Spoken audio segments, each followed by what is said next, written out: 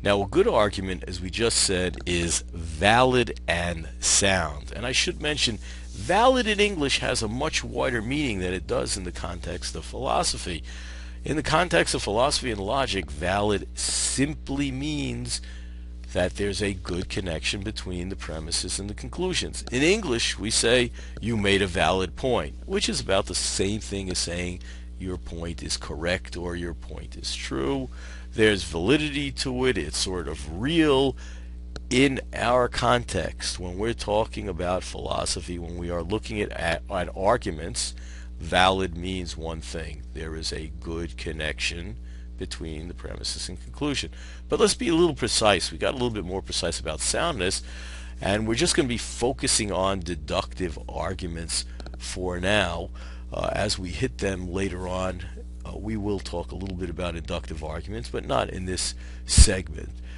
And when we are looking at a deductive argument, we say a good argument, a logic or a valid argument, has a logically strong connection, a good connection, or makes a good connection between its premises, its reasons, and its conclusion. Now, to be a little bit more precise, we can define this in this way: that is, an argument is valid if and only if it's impossible. There's no way for its premises to be true and its conclusion false. Another way of thinking that is, if the premises are true, then the conclusion is true, or another way of thinking is the conclusion has to be true in that case, if the argument is a valid argument, a good one.